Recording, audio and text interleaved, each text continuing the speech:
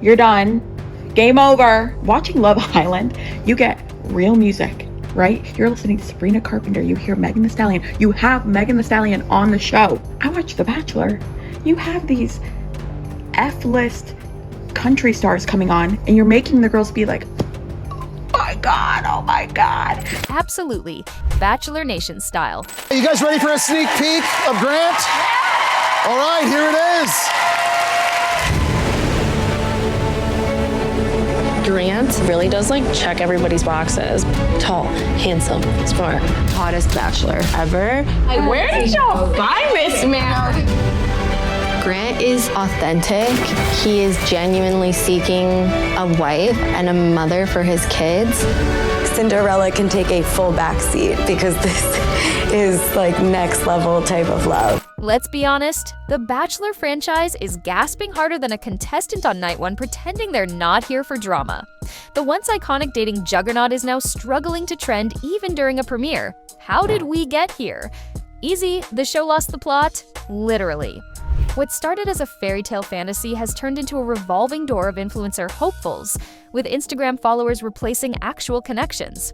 At this point, it feels like ABC is trying to slap glitter on a corpse and call it a romance.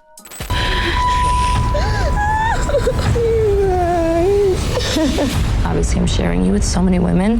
That's so unnatural to me.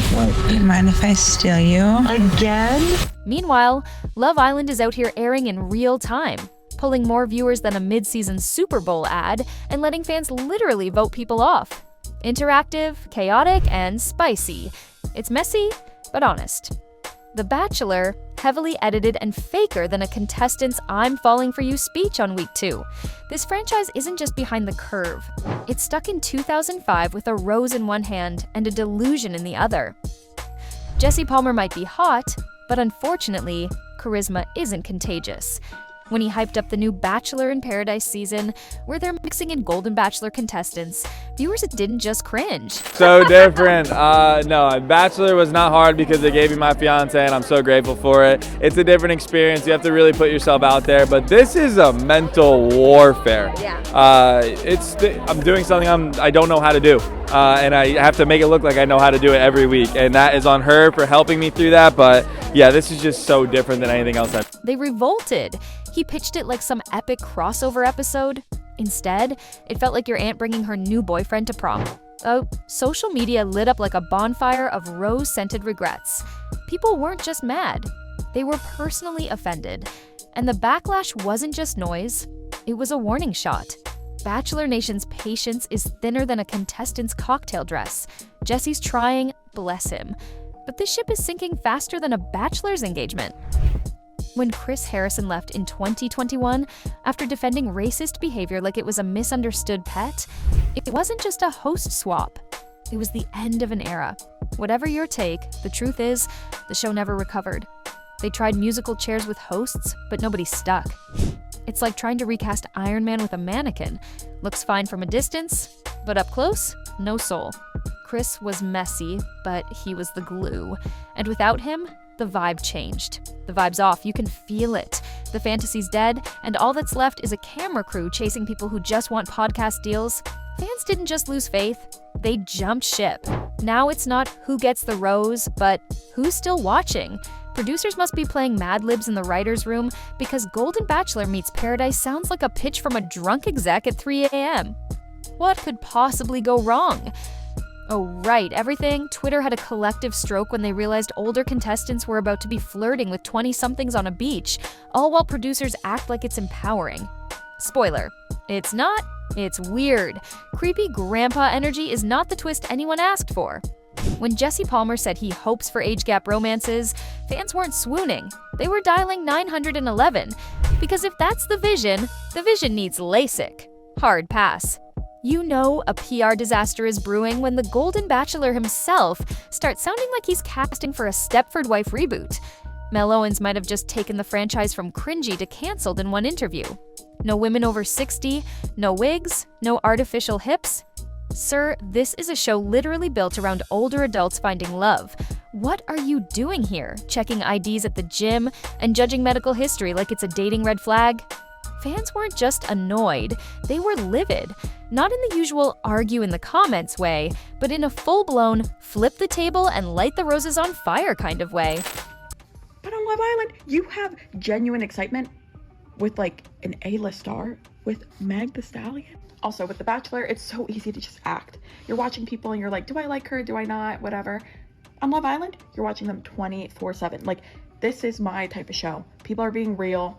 And if they end up in a relationship at the end, it's like great. But if not, it's just fun. So that's just kind of it. It's just kind of it. Bachelor USA, you're kind of done. You're cooked. The Bachelor franchise is cooked. You're done. Game over. Watching Love Island, you get real music, right? You're listening to Sabrina Carpenter. You hear Megan Thee Stallion. You have Megan Thee Stallion on the show. I watch The Bachelor.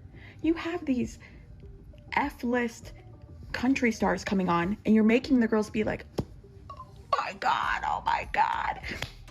But on Love Island, you have genuine excitement with like an A-list star with Meg the Stallion. Also, with The Bachelor, it's so easy to just act. You're watching people and you're like, do I like her? Do I not? Whatever. On Love Island, you're watching them 24/7. Like, this is my type of show. People are being real.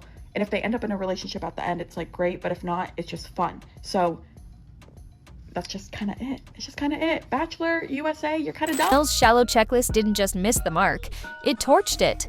What was supposed to be a celebration of mature love turned into a parade of ageism wrapped in Botox, served with a cocktail umbrella and a heavy side of condescension. Instead of elevating older romance, they made it a punchline, and nobody's laughing. At this point, the Bachelor franchise is starting to look like the Marvel Cinematic Universe. If every movie was just Iron Man getting ghosted, there's The Bachelorette, Bachelor in Paradise, The Golden Bachelor, The Golden Bachelorette.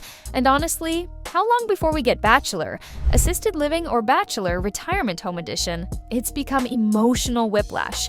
There's no real tension anymore, just a constant churn of new spin-offs, recycled tropes, and pretty faces. The format is bloated, overproduced, and stuffed with filler. It's romance on a conveyor belt, shallow, and designed to be consumed in 30-second clips rather than savored as a genuine connection. The result? Viewer burnout. Even the most loyal fans, the ones who used to cancel plans to watch live, are now saying, I'll just catch the recap on TikTok. The franchise that once defined modern romance TV is now a cautionary tale in how not to evolve. And unless it wakes up fast, it won't just be background noise, it'll be a relic. A dated love story no one wants to rewatch. While Bachelor's editing story arcs like it's prepping a Hallmark movie, Love Island is feeding us fresh, unscripted drama every single night. It's live. Viewers vote, cast members are diverse. And best of all, it doesn't pretend it's about forever love when it's clearly about flirty chaos and bombshells entering the villa. There's a brutal, chaotic honesty to Love Island that makes The Bachelor look like a boomer trying to go viral on TikTok. Awkward, out of touch, and clinging desperately to a formula that stopped working years ago.